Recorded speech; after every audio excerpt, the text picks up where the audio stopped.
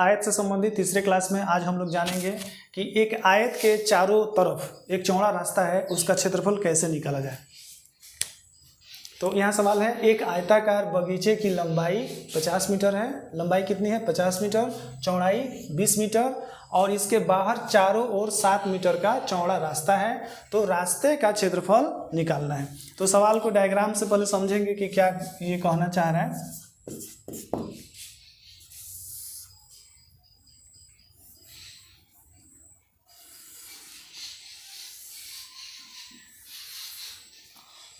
तो ये आयताकार बगीचा है जिसकी लंबाई कितनी है? इसकी लंबाई है 50 मीटर और चौड़ाई है 20 मीटर और इसके बाहर चारों ओर 7 मीटर चौड़ा रास्ता है। इसको समझेंगे। 7 मीटर चौड़ा रास्ता है इसके बाहर चारों तरफ से।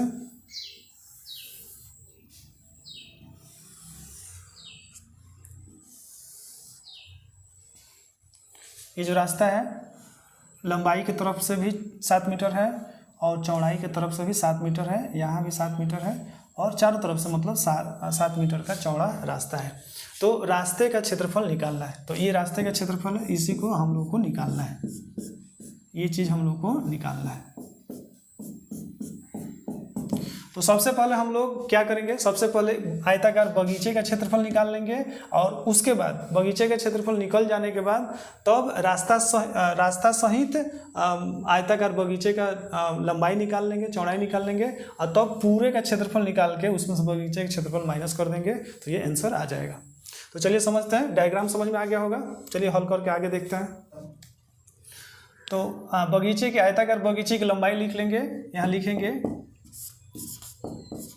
पूरा लिखना चाहते हैं तो पूरा लिख सकते हैं। आयताकार बगीचे की लंबाई हम लिख रहे हैं यहाँ बगीचे की लंबाई। बगीचे की लंबाई कितना है? 50 मीटर। बगीचे की चौड़ाई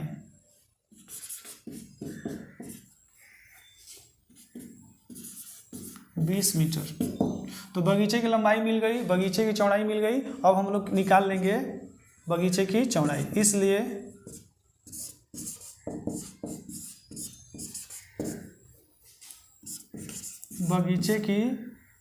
बगीचे का क्षेत्रफल निकालना है। बगीचे का क्षेत्रफल, क्योंकि हम लोग यहाँ बगीचे की लंबाई और चौड़ाई मिल गया है तो हम लोग को क्या निकालना पड़ेगा? बगीचे का क्षेत्रफल निकालना है। तो क्षेत्रफल का सूत्र हम लोग पहले से जानते हैं, लंबाई गुने चौड़ाई।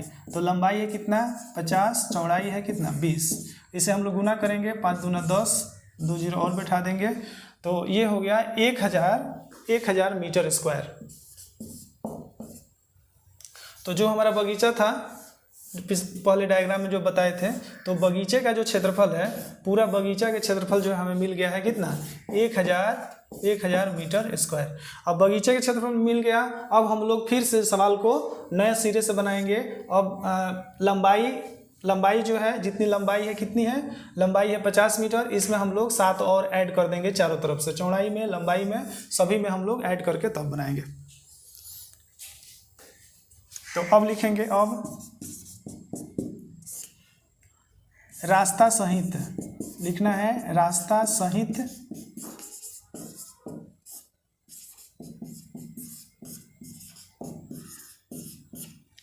सहित बगीचे की लंबाई।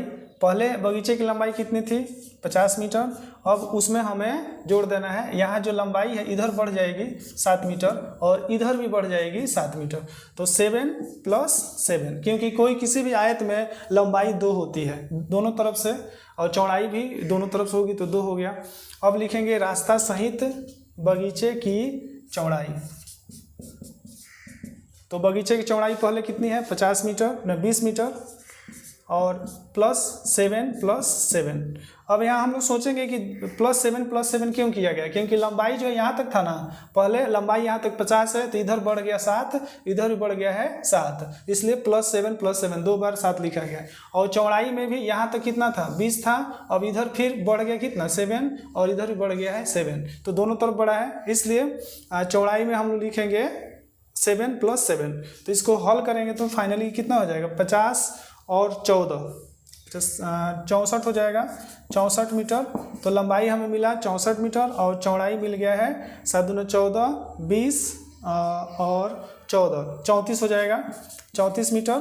तो रास्ता सहित बगीचे की लंबाई 64 मीटर है और रास्ता सहित बगीचे की चौड़ाई 34 मीटर है। अब हम लोग को रास्ता सहित बगीचे का क्षेत्रफल ज्ञात करना है। आइए सूत्र हम लोग जैसा जानते हैं उसी हिसाब से लिखेंगे।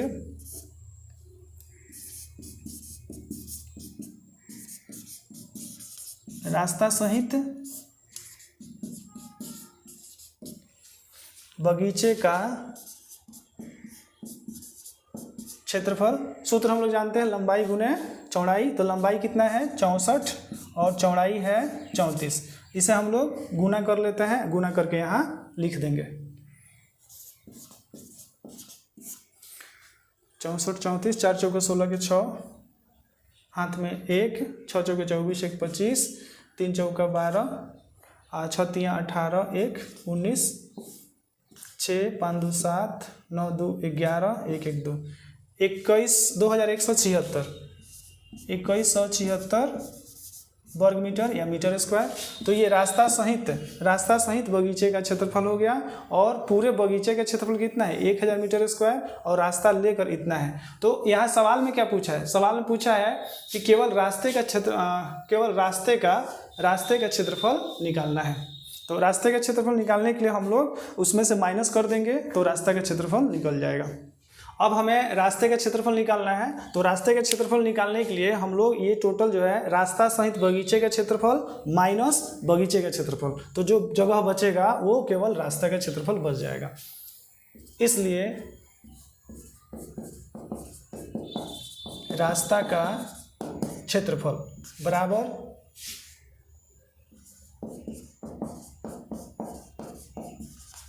रास्ता सहित बगीचे का क्षेत्रफल माइनस, ध्यान देंगे ये माइनस हम दे रहे हैं, माइनस बगीचे का क्षेत्रफल।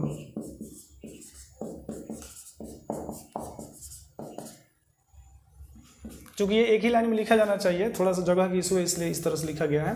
तो रास्ते के क्षेत्रफल बराबर रास्ता सहित बगीचे के क्षेत्रफल माइनस बगीचे का क्षेत्रफल। तो रास्ता सहित बगीचे का क्षेत्रफल कितना है 2176 मीटर माइनस केवल रास्ते का क्षेत्रफल कितना है 1000। तो इसको जब हल करेंगे तो 21 में से 2176 में से 1000 घट जाएगा तो 1176 मीटर स्क्वायर। तो ये हमारा आंसर हुआ केवल रास्ते का क्षेत्रफल, आंसर लिख देते हैं। आइए एक आसान सवाल समझते हैं। एक आयत की चौड़ाई 5 मीटर है तथा उसकी लंबाई चौड़ाई से दोगुनी है। यदि ऐसा है तो आयत का क्षेत्रफल कितना होगा। तो जैसे यहाँ पर डायग्राम हम लोग समझ सकते हैं,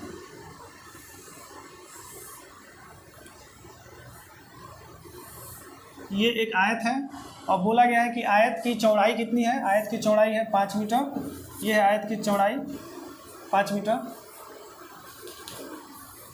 तथा उसकी लंबाई चौड़ाई से 2 गुनी है। तो मतलब ये 5 मीटर है तो इसका 2 गुना कितना हो जाएगा, 2 गुना 10 हो जाएगा। तो लंबाई कितना है 10 मीटर। तो उसका क्षेत्रफल कितना होगा। बड़ी आसान सवाल है। तो लिखेंगे यहाँ लिख सकते हैं, दिया है हल में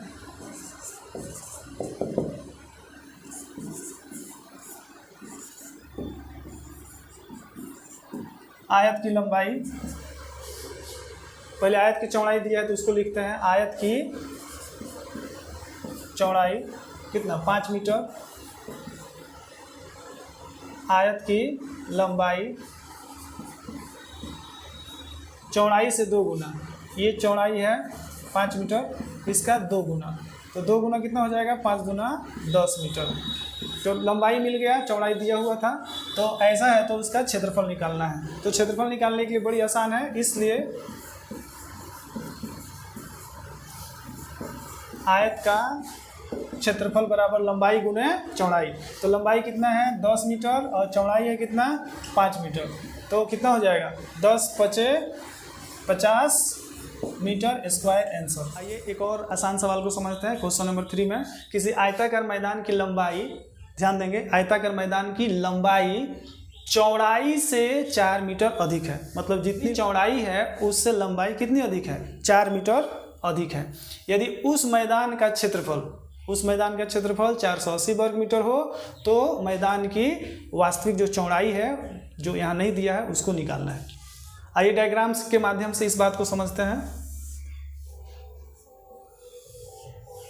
तो मान लेते हैं ये वही आयताकार मैदान है जिसकी लंबाई चौड़ाई से 4 मीटर अधिक है। तो चौड़ाई हम मान लेते हैं x मीटर मान लेंगे, इसकी चौड़ाई है। तो लंबाई कितनी हो जाएगी, बोला गया है कि 4 मीटर अधिक है, लंबाई चौड़ाई से 4 मीटर अधिक है। तो जितनी चौड़ाई है उसमें हम कितना जोड़ देंगे, 4 जोड़ देंगे, तो ये लंबाई हो गई। यदि उस मैदान का क्षेत्रफल, इसका क्षेत्रफल कितना दिया है, 480 वर्ग मीटर स्क्वायर, माने वर्ग मीटर या मीटर स्क्वायर। तो केवल x का वैल्यू हम लोग को निकालना है। तो चलिए सवाल में सबसे पहले यहाँ देख लेते हैं। पहले लिख लेंगे, माना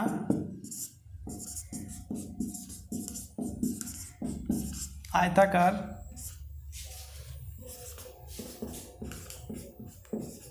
मैदान की चौड़ाई कितना मान लेते हैं, x मीटर। आयताकार मैदान की लंबाई, इसलिए आयताकार मैदान की लंबाई। तो जैसे कि आयताकार मैदान की लंबाई बोला है चौड़ाई से 4 मीटर अधिक, तो चौड़ाई कितनी है x, उसमें हम लोग कितना जोड़ देना है, 4 जोड़ देना है। अब उसका क्षेत्रफल दिया हुआ है, तो हम लोग क्षेत्रफल जानते हैं, किसी आयत का क्षेत्रफल क्या होता है, लंबाई गुने चौड़ाई। तो आयताकार मैदान में लिख सकते हैं, आयत का क्षेत्रफल बराबर लंबाई गुना चौड़ाई, यहाँ लिख सकते हैं प्रश्न से। तो आयत का क्षेत्रफल लंबाई गुना चौड़ाई दिया है, तो आयत का क्षेत्रफल दिया हुआ है 480 और लंबाई हम लोग को कितना मिल गया है, x + 4, चौड़ाई कितना मान लिया है, x।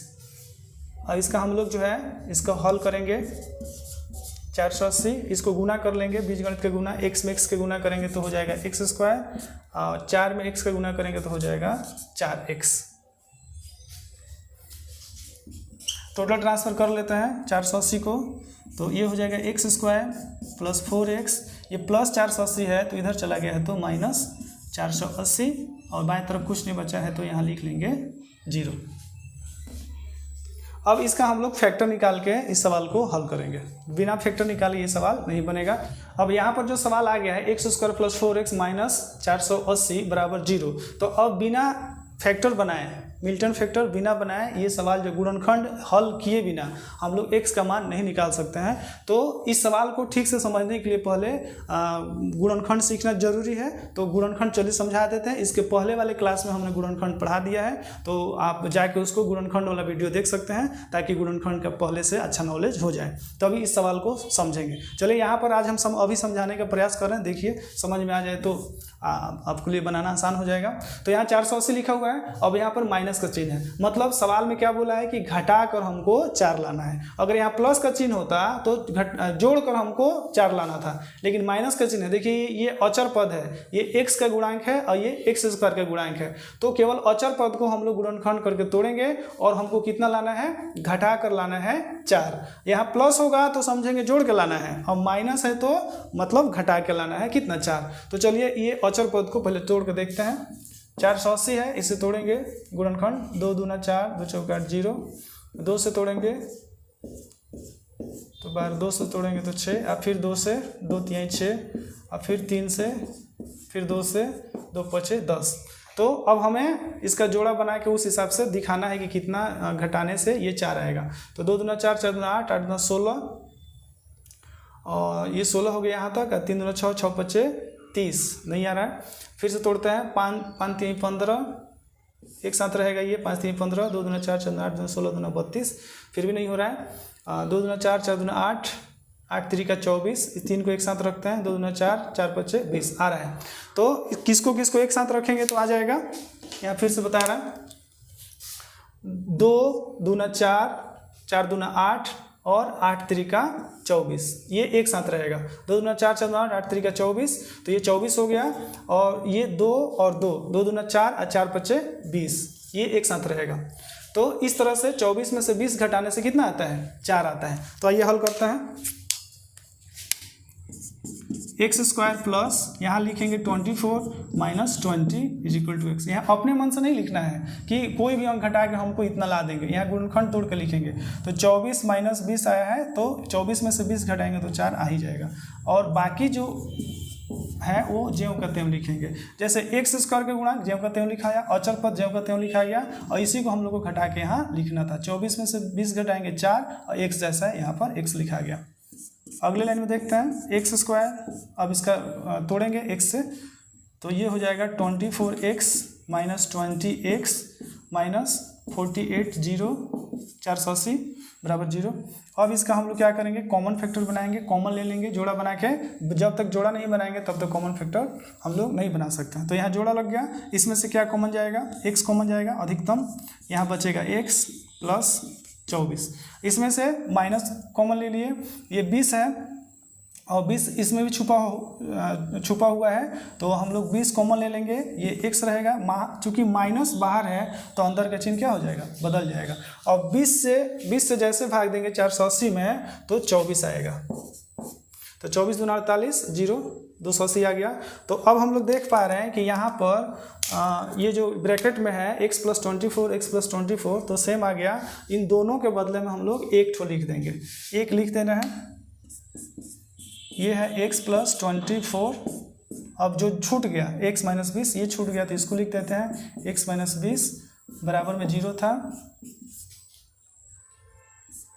अब इसका हल करेंगे तो x plus 24 is equal to 0, therefore x is equal to minus 24। तो किसी भी आयत की लंबाई या चौड़ाई माइनस में नहीं हो सकती है, तो ये अमान्य है, यहाँ लिख लेंगे अमान्य है,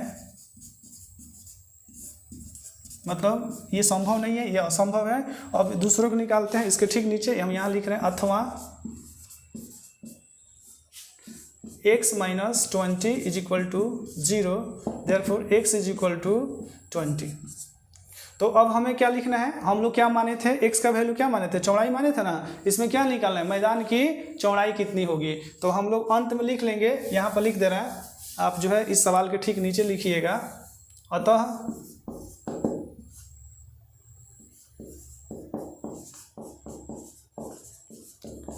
मैदान की चौड़ाई क्या माना गया था?